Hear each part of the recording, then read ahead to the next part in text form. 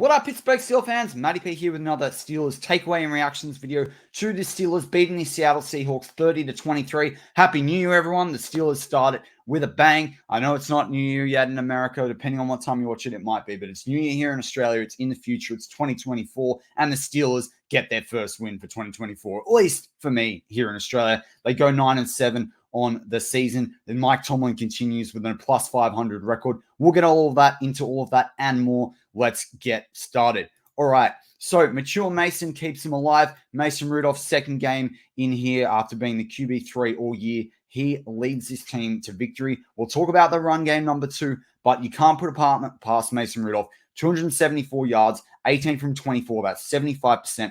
Only sacked one. No TDs, no interceptions. And so if everyone giving flack to Kenny Pickett earlier on the year, the Steelers team with their defense and their run game can get the win as long as they get the yards that help them sustain drives. We'll talk about that in a little bit as well. But Mason Rudolph, perfect day for me. You don't need the touchdowns if you don't get the interceptions. 18 from 24, 75%, 274 yards on the road in Seattle. At week 17 of the season, you can't ask for more than that. Mason Rudolph's redemption tour against the teams that were the storylines of his rookie career, his rookie year with the Steelers, that he plays up to it, he wins it again. Great to see it. You love to see it. Steelers run game dominance returns. Man, Jaylen Warren, Najee Harris, is there a better 1-2 tandem in the NFL right now? I'm not sure that there is. I think these guys are it. They were aggressive. Najee had 27 carries for 122 yards. That was massive. Just under 5 yards per average for him. 2 TDs on the day. Jaylen Warren had 13 carries for 75 yards, 1 TD. He blitzed it. He helped me get a bet over the line with the TD. So did Najee, getting over 50 yards. But Jaylen Warren was a man on a mission. I've said all season, where there's a Warren, there's a way. While Najee Harris led the day, Warren's way did definitely help this team away from home continue. And we talk about the run dominance. You don't just see that on the stats with the 3 TDs, the 202 yards in terms of the rush yardage, but the Steelers, 6 from 13 on third downs. They didn't convert a couple there late, but they had 37 minutes of possession.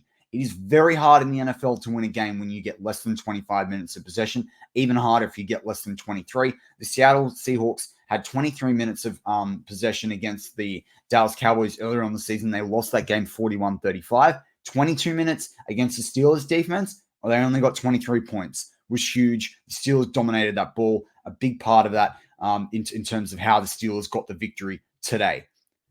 Take number 3.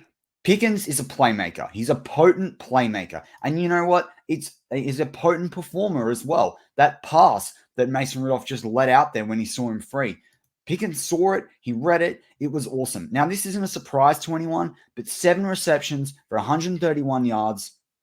Going through 2 weeks now, he has got across 13 plus receptions, he has over 320 yards. This is awesome for him. He was 7 from 9 targets today, along with 37 on the day. You'll love to see it. Jonte factored in there as well, and that helps Pickens. It was a shame Pat Freiermuth couldn't get a touchdown. I would have got another bet that would have come off, but really excited to see Pickens, the potent performer again. This is about consistency, and this is what we want to see as Steel fans. You want to see that consistency from a guy like this, particularly coming out of some of the negative narratives that have been there over the past month or so.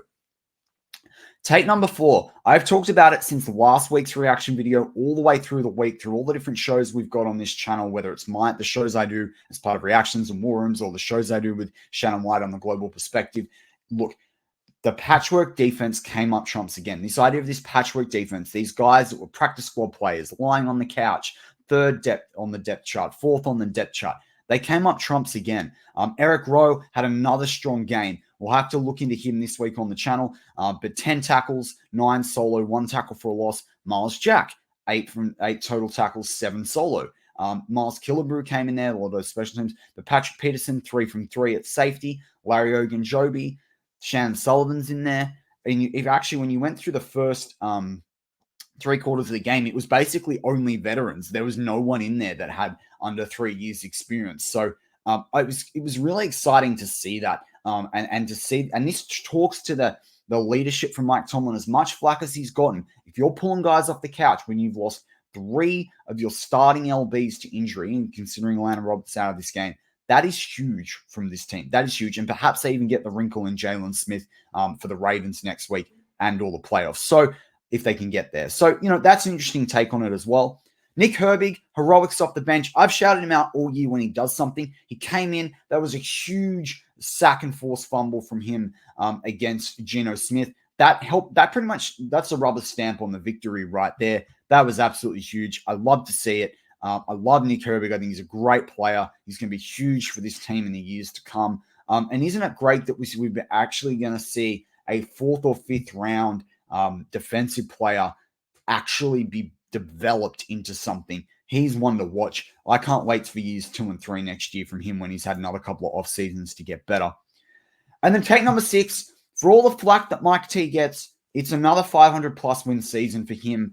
They win next week, it's 10-7. And while the Steelers have shot themselves in the foot multiple times this year, they could have been a 13-win team quite, I wouldn't say easily, but it was there for them for the taking. If they win next week against an understrength Ravens team who did beat the Dolphins today, and I say understrength because they're probably going to rest guys, Mike Tomlin still had a 10-7 season. Most people, if you started the year, the top ceiling for this team was 10-7. Then you think about all the injuries we've had with no Minka, 3 inside linebackers out to injury, Cam Hayward missing a multitude of time, Deontay missing time, Pat Freemuth missing a lot of time, Kenny Pickett in and out, Mitch Trubisky playing and them being stubborn about Mason Rudolph. If they can get a 10-7 season, you can't slight that. You cannot slight that at all, particularly with the way some of the O-line has performed this year. So my hat's off to Mike T. You silence the haters there. It's awesome that you see a performance like this from the Steelers when they're down the stretch on the road, a team they're 1-7 going to this game against the Seahawks. They beat them on the road, week 17, QB3, patchwork defense, as I like to call it, relying on a second-year wide receiver, and using run game of 2 guys that just absolutely, go against the NFL tide of these, fast, twitchy playmakers and are just big bruisers, although Jaylen Warren is pretty twitchy. But he's an undrafted guy. Full credit to Mike T. It's really exciting. I'm pumped as a Steelers fan. It is awesome. It's 2024 for me. It's going to be 2024 for you. What a great way to ring out 2023 for those of you based in the US and elsewhere overseas. And look, exciting times ahead for this team. Exciting times ahead. As always, go Steelers.